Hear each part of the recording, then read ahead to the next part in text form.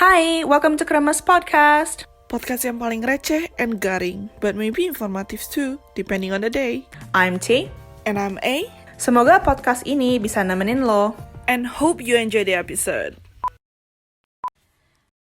Hello everybody, welcome back to another episode of Kremés. I just realized I haven't done introduction in so long. It sounds so weird. Tapi kali ini back again with me A and also T. Kita dari kemarin kan sering banget nih ngomongin tentang edukasi dan sering banget ngomongin tentang gimana cara kalian apply atau gimana kalian bisa pindah ke Australia atau segala macam. Tapi kita juga nyadar dan kita juga tahu banyak juga yang mau kesini untuk kerja ya. Jadi kayak kalian udah beres kuliah di Indo terus kalian mau coba kerja di sini, dan juga baru-baru ini kayak I saw it somewhere on an online discussion forum, a question. It was like, hiring managers, what is the biggest red flag on a resume?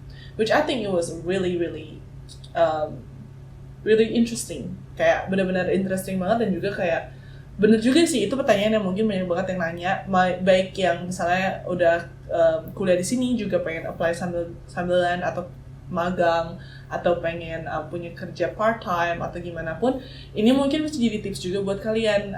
Jadi kita kasih general knowledge aja, dan ini juga based on our experience ya nggak teh ya, on what we should include atau apa yang nggak harus di-include dalam CV kita, formatnya mau apa. Jadi kita mau kasih tips and tricks aja nih untuk kayak, well, we kind of call it a work tips or work tricks. And if you guys like it, kita bisa ngomongin tentang banyak banget, bisa kayak interview ataupun online test, online interview, video interview and stuff like that. But yeah, just let us know. So, before we go further, ada dua beda hal. Kan biasa ada orang ngomong resume dan juga ada orang ngomong CV ya. CV itu stands for curriculum vitae. Apa sih bedanya between resume sama curriculum vitae? So, resume itu yang lebih pendek, which is like the summary. It's usually one page. It's very concise. Jadi it just kasih lihat, your competence. So key info of your work history, accomplishments, etc. And it's basically kind of like one generic template usually.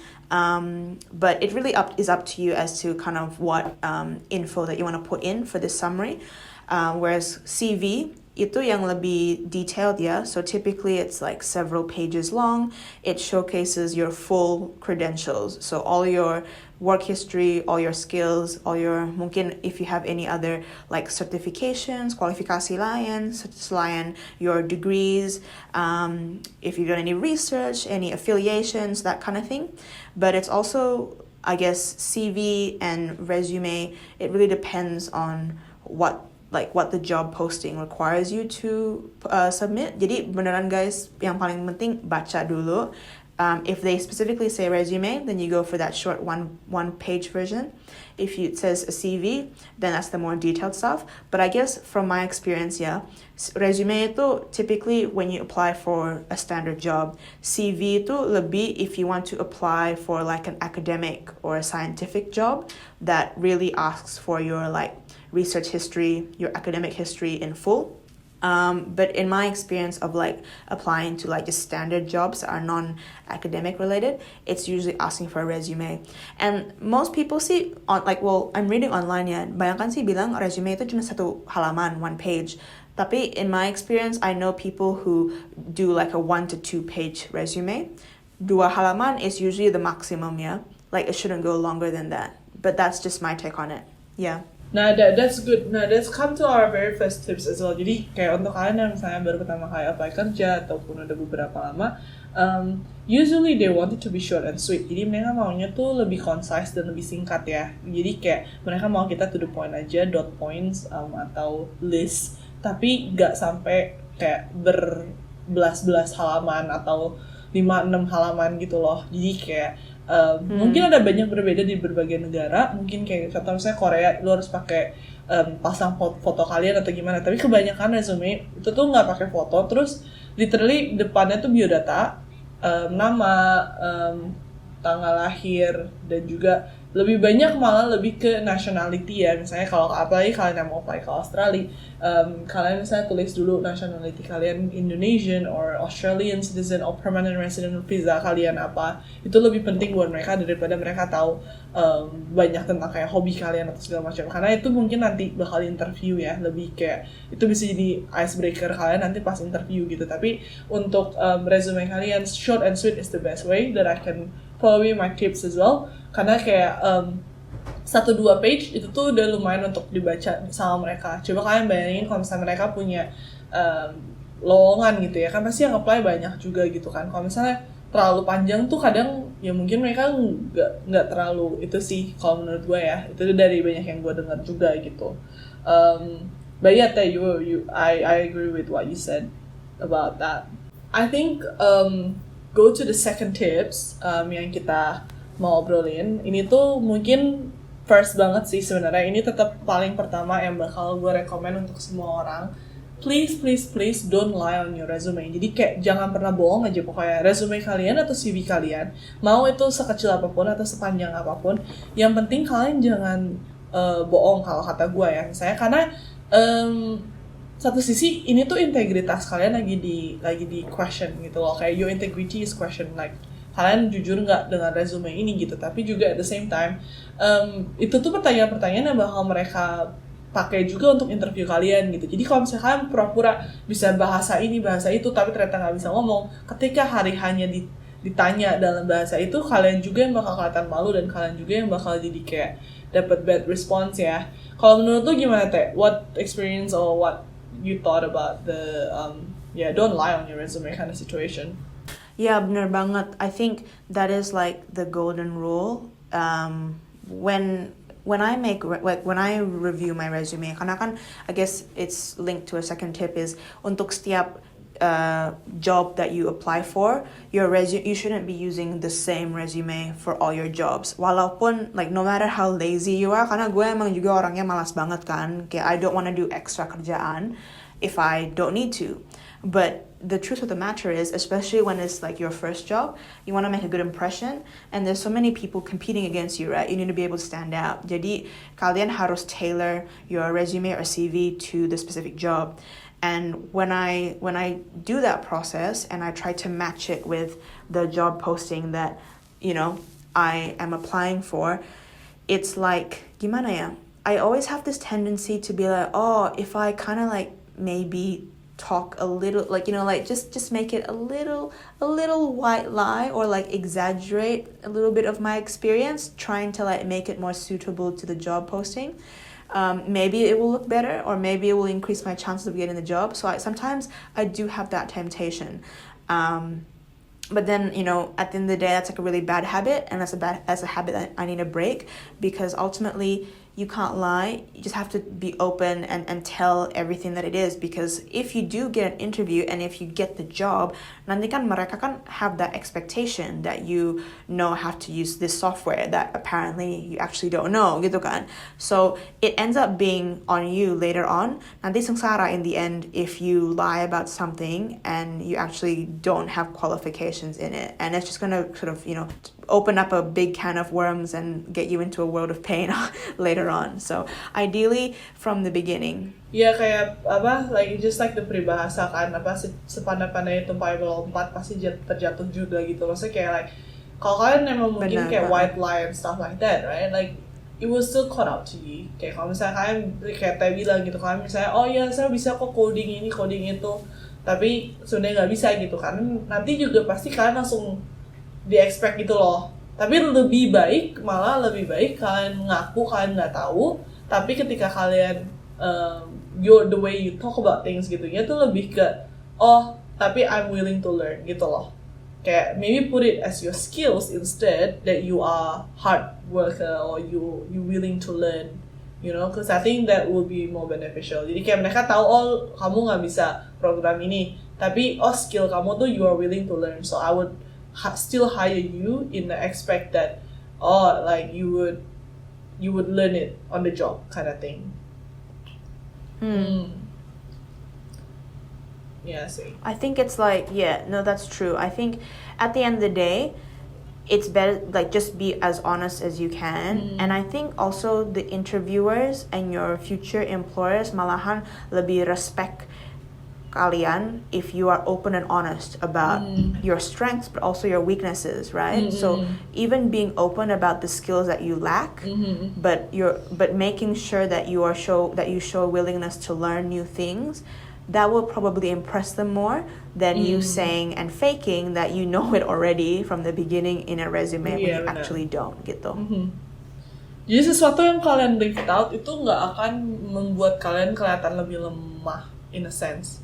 Kayak jangan mikir kalau misalnya kalian karena kalian bilang, kan sebenarnya technically kalian juga nggak bilang kalau kalian nggak bisa gitu loh.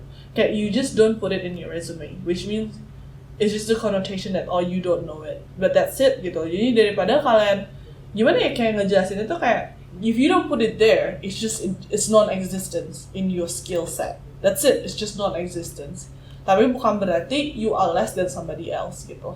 Tapi kalian bisa counter it with putting it on your skill set that you are willing to learn, that you are open, that you are hard worker and stuff like that, and that is on your skill set. Hopefully that makes sense. I don't know if it does, but hopefully it makes sense untuk kalian. Kalau misalnya enggak, feel free to comment.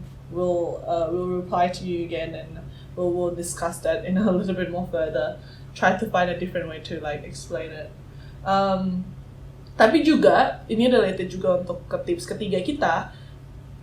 Write down the hobby and skills that are related to the experience itself. Jadi kayak jangan kalian cuma tulis semua hobi kalian gitu, tapi hobi dan skill setnya ya kalau bisa rada dipikirkan untuk ngebantu kalian juga. Jadi misalnya kayak kalau misalnya kalian mau apply sebagai designer atau fashion designer and stuff like that, mungkin hobi kalian ya bisa editing foto atau bisa photography, you know, like so there is that artsy bit or like drawing and stuff like that. Jadi mereka bisa lihat kalau kamu tuh artsy, kamu tuh suka seni gitu, dan mereka bisa put that into consideration gitu. Tapi percuma juga kamu ngomong kayak gitu kalau kamu mau apply kerja kayak contoh di McDonald gitu kan, kayak McDonald itu lebih ke customer service. Kalau mau kalian ngomong tentang write down the hobby, like for example, kamu suka kamu punya misalnya bisnis kecil online shop lah, atau misalnya kamu suka main olahraga, karena olahraga itu sebenarnya buat mereka banyak hal gitu gengs. Kayak kalau misalnya mereka ngeliat olahraga, when they look at sports, they actually look at it as you have a teamwork skill, you have conversation skill, you have safety skill, like kayak banyak skill yang kalian lihat sebagai yang kadang kita nggak nyadar kalau itu tuh yang mereka lihat dari hobi-hobi kita gitu. Jadi kalau mau nulis hobi atau skill set, make sure that it's related to first, do not lie, first keep it true what you actually can do, tapi juga at the same time cater it to the job that you are applying to. I think that's the best way to say it. What do you think, Teh? So true. I think those are like really key tips, and obviously, well, there may be people out there yang kayak gua, yang kayak, but what if all my skills are somewhat relevant gitu kan? Like obviously, like we're trying to sell ourselves as much as possible to convince the recruiter untuk kasih kita interview kan. So sometimes like there's definitely gonna be skills that are beneran klop, 100% match the job, but there may be other times when kayak tapi it doesn't really match, tapi ya my experience di sini somewhat relevant sih, so maybe better safe than sorry, let's just put it in gitu kan, and then you end up with like a whole CV that's just all about your skills gitu. So I think to help, I guess, lack of better word, to help cut the crap, give your CV or your resume to a friend for them to give a third party review and ask them, okay, beneran kayak give me a constructive criticism and tell me which ones to cut.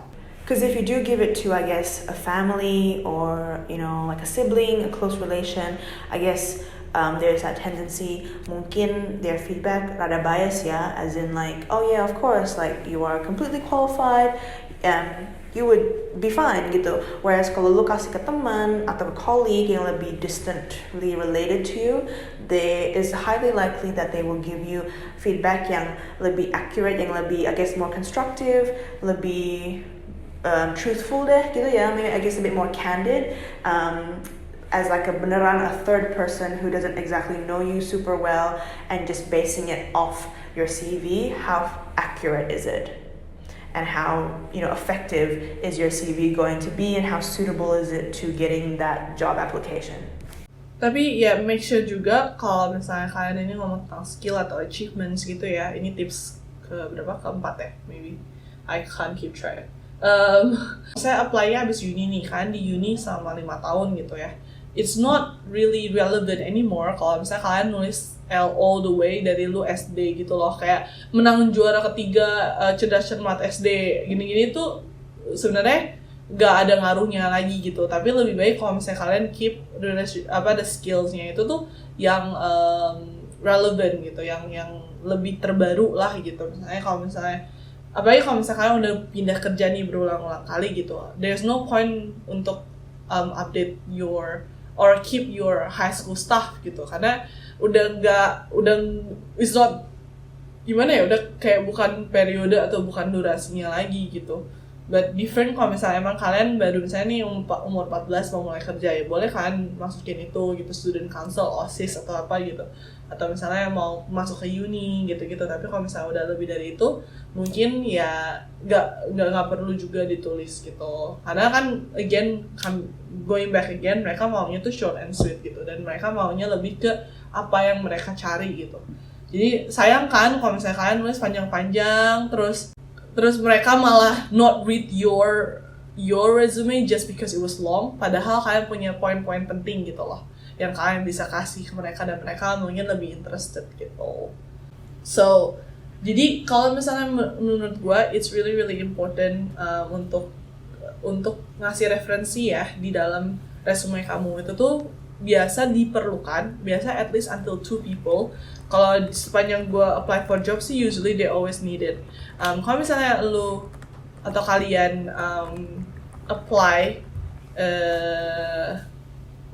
apply-nya waktu kalian masih dari high school mau ke uni, atau misalnya kayak umur 14-an gitu kan, kalian bisa jawab pertama dan nggak punya referensi gitu kan.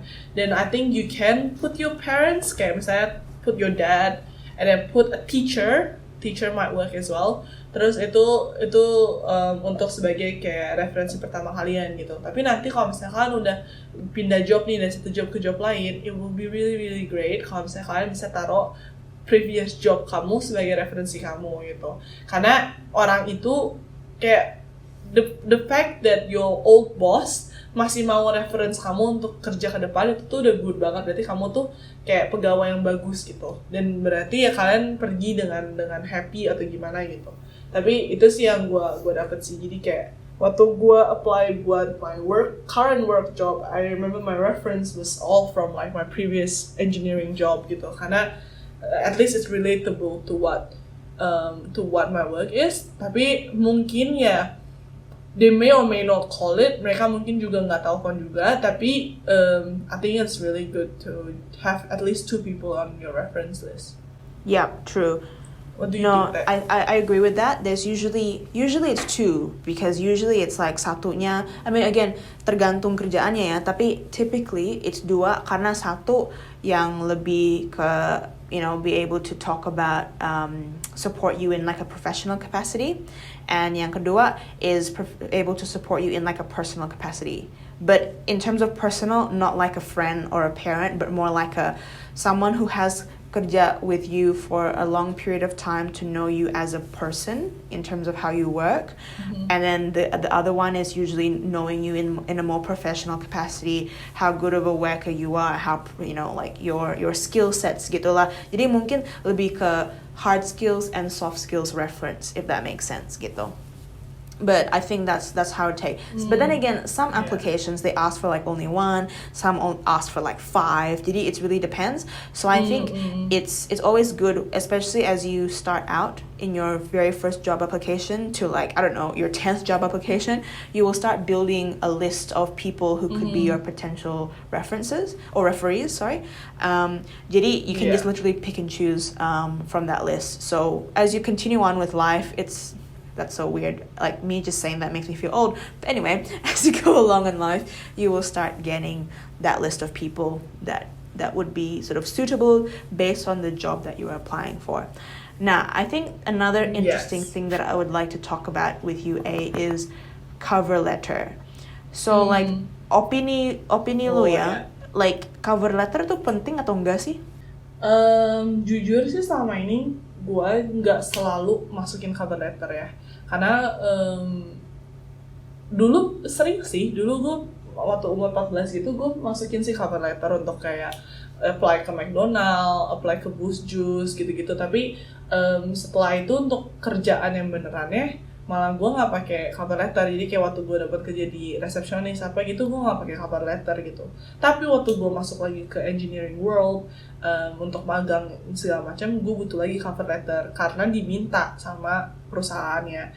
Jadi menurut gue sih ya lebih ke kebutuhan basis ya. Jadi kayak if it requested dari company-nya, why not gitu lah. Maksudnya bukan why not ya, lebih ke malah you have to provide it then gitu. Dan cover letter itu lebih ke I don't know, the way I write my cover letter itu lebih ke hi, my name is A, I want to apply for this job because lebih ke I want to gain experience or like I want to learn more about the industry gitu loh. Jadi bukan showing my skill, but lebih ke showing my interest in the company itself and a little bit of the company. Jadi kayak like, oh, I know that this company has been standing for this many years, so I would love to be a part of the company that do that for the longest years and stuff like that gitu loh. Jadi kayak you show your knowledge about the company.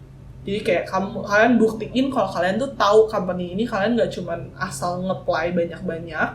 Kalian tahu company ini tuh bagusnya untuk apa, kalian tahu mereka value-nya apa, kalian tahu mereka punya standar apa, atau berapa lama mereka berdiri, atau misalnya mereka ada di negara mana aja, gimana-gimana. Tapi kalian kayak masukin dikit ke dalam cover letter gitu loh. Jadi untuk kalian misalnya contoh ya kayak tadi gitu, kayak kalian pengen company-nya tahu nih, oh gue tuh udah tahu tentang company lu, gue tahu you go for like you already been built for like 50 years atau gimana. Tapi di cover letternya you just say like for a company that's been running for the past 50 years, I would love to learn about this industry under your wings gitu loh. Kayak you know, kayak low-key you showing them that you know who they are, but also showing that you are interested in them. Yeah, and also I think kayak surat cinta ya. bener banget. Tapi juga sebagai jadi kan kalian kan udah kasih tahu kan di cover letternya bahwa okay, I know I've done my research about your company.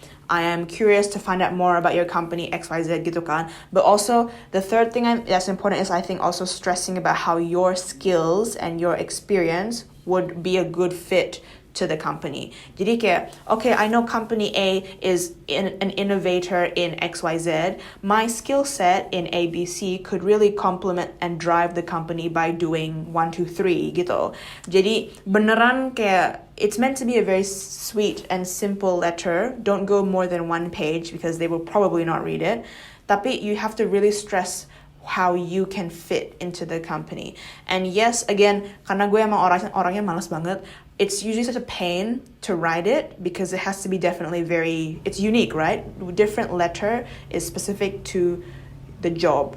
And it could be the same company but different jobs. You have to submit different cover letters for each. Tapi this exercise will really make you think about, okay, am I actually really suitable for this position, you know? Like, should I really go for it or not? Because the cover letter process will really help you answer that question. It's an interesting kind of like refleksi diri gitu, you know. And the cover letter, as its namesake, it's the cover. It's usually the first thing that they would read before they would go into your resume or CV. Jadi you have to really make it count. But I think, you know, for those of you malas people like me, #lazy, I think we are in a situation now where we don't have to submit a cover letter all the time because the hiring managers, they have so many applications to read through. I don't think they would have the time to like go into each one. So I think nowadays, unless the job application asks you specifically to write a cover letter, I don't think you need to. What do you think, A? Yeah, I think that will be probably the best. Karena even though gimana ya, kayak kalau menurut gue mungkin kayak emang cover letter is good, tapi at the same time mungkin juga company-nya ya kayak tadi gue bilang mungkin mereka punya a lot of people that apply, right? So maybe they just don't want to cover letter. They don't need that anymore. They will probably ask you the question during the interview atau gimana gitu. Tapi juga ada beberapa company yang masih pengen ngeliat cover letter gitu. Jadi kata gue sih ya apalagi sekarang semua online ya. Jadi biasanya mereka ada option gitu loh. Oh, please insert your cover letter and your resume. Then literally that's basically asking you to provide a cover letter. Then you put it in. But if they just like please insert your resume, attach the file, asking you for resume. Yeah, exactly. Yeah, I guess so. My philosophy is like you don't have to put effort where it's not required, you know? Like do something, do it well, but you don't have to go overboard, you know, because obviously it is a lot of effort and time that you put into writing a CV and a cover letter. Jadi kalau emang kalian nggak perlu ya, you know, there's no point in wasting time. I guess you can always, you know, save that time to create resumes for other applications, you know, or something like that. But I think my only other question I want to ask you while we're on the subject is, I guess, more formatting. Karena I know, like, so my CV is beneran cuman text, and it's black text on a white piece of paper gitu. And it's like Times New Roman. It's like the most blandest CV. And I thought that was like the way to go, right? Tapi kayak I have friends who put their photo in the front page. They use different colors. They use icons, graphics, sampai mereka pakai border, or like they use lines to like divide certain sections. So like what's your view on like that kind of format? But also like do you if it's like an online application, do you submit it in PDF? Do you submit it as a Word file that they can edit? Like what's your take on all of that? Okay. Jadi menurut gue yang paling pertama formatnya sih emang harus PDF karena you don't want people to change your information. It's your information, it's your skills, your details and all that. So I think formatting PDF is the way to go. So another thing is, I think it's depend on the job, I feel. Because I feel like if you're applying for graphic designer, maybe your resume could be a part of it. You know, like maybe your resume is the graphic design that you did. You know, like maybe it is the requirement there. You know, for you to create it in such a way that shows your skill. Karena I know that some graphic designer they actually use portfolio as their resume. It's not their resume anymore. Kayak bukan resume yang kita biasa pikirin gitu. Tapi kalau misalnya apply untuk kayak kerjaan kantoran atau kerjaan even McDonald's and stuff like that, I would recommend to just do it plain and simple. You can have a little bit of like accent here and there in a sense that, okay, always Times New Roman, I feel, or at least choose the one that is a bit normal font. So Times New Roman, Calibri, Arial probably will be the best way to go, but don't go like Papyrus or like never go Comic Sans, by the way. Just don't. You know, like just use the font that is more like formal font. Jadi fontnya yang bagus in that sense. Terus biasa sih keep it size 12 aja, size 12 in your writing. In terms of your title atau subheading, okay, maybe you guys can make it a little bit bigger biar mereka tahu where does it start, where does it finish, right? Tapi formattingnya menurut gue ya kayak jangan terlalu heboh lah. Kalau misalnya mau bold or underline, but never both, you know, like just pick one. And also like jangan pakai italic gak jelas gitu loh. Dan kalian kalau misalnya bikin dot point pun menurut gue yang bulat aja, jangan harus yang kayak bintang atau apa segitiga tengahnya bolong atau gimana gitu. Kata gue sih itu lebih ekstra ya. Sometimes I think it's better to just keep it simple karena it makes you look professional as well sih menurut gue. Dan kalau misalnya emang kalian mau pakai page break, which is kayak garis yang sepanjang paper gitu, I think it's good. It's a good thing. Sometimes if you wanna do such sections, Jadi misalnya kayak, oh ini kalian udah ngomong biodata kalian, terus kalian kasih garis untuk ngomongin tentang edukasi kalian. Terus kalian kasih garis lagi untuk ngomongin tentang skills kalian. That makes sense gitu. Tapi jangan sampai setiap satu baris dikasih line atau I don't know. I'm not really a fan of borders. I just feel it's too much. But I don't know. That's my opinion. But what do you think? My take on it is like, look, I completely agree with everything you said. I think it's like, try to keep it as plain and as easy to read as possible. No need to no need to flower it up with like any color or any fancy font or pictures or all that. Selain kalau kalian emang kayak applying for like an arts job or like a graphic design job gitu. Tapi even more so, kalau kalian emang apply untuk jobs yang lebih kesenian begitu kan perlu submit portfolio kan, and that's where you emphasize and showcase your work. Malahan CV-nya masih kayak lumayan polos dan kayak hitam putih gitu. Jadi kayaknya across the board CV emang sebenarnya harus emang polos gitu dan mungkin agak terlalu bikin bosen gitu, because it needs to just really the important thing is not the color or the font or the pictures, it's the content, right? Because it's just a list of your experiences. So that's my take on it, I think. But I don't know. You want to make it easy for them Exactly. Because they have so much, right? They have so much stuff. Yes, mungkin kalian pikir, oh kalau gua tambah warna ini atau tambah gambar, mungkin mine will stand out, compared to the crowd. Yes, that is true, but it might not necessarily stand out for the right reasons from a hiring point of view, right? It may stand out, but it's like, okay, that's cute, but does it impact the content in any way? Or is it just saying, I'm not qualified, but in pink, something like that. It's just a different way of sort of seeing it, I think. And that's why, like my previous tip, when I say give your resume to a friend or a colleague for their honest opinion, is because what you think may be a great CV may not necessarily be a great CV from someone else's point of view, karena kan ini kan info kalian kan, like info gua sendiri gitu, jadi gue kan juga berasalnya kayak bias gitu kan. It's like, wow, I'm amazing, of course I'll hire me gitu kan. Tapi you have to give that third person review for them to genuinely kasih feedback yang jujur apakah mereka akan hire you gitu. But I think that's my take on it.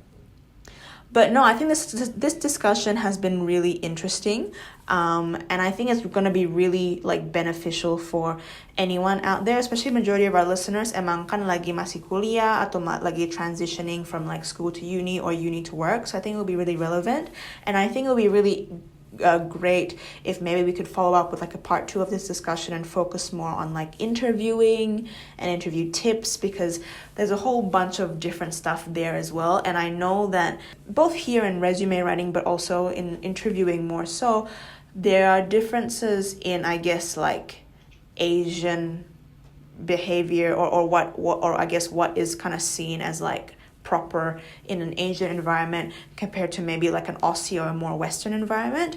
So I think that'll be an interesting one to talk about in the future. I agree. Nah, I think hopefully tips-tips kita ini ngebantu kalian yang misalnya lagi bingung juga gimana cara mulai cari kerja atau gimana cara mulai apply, apalagi untuk yang di Aussie mau kuliah sambil kerja, atau misalnya untuk anak-anak yang di Aussie yang mau mulai kerja untuk pertama kalinya. Hope this helps. But I guess if we can like just kind of summarize everything, we just want to say, first of all, don't lie in your resume.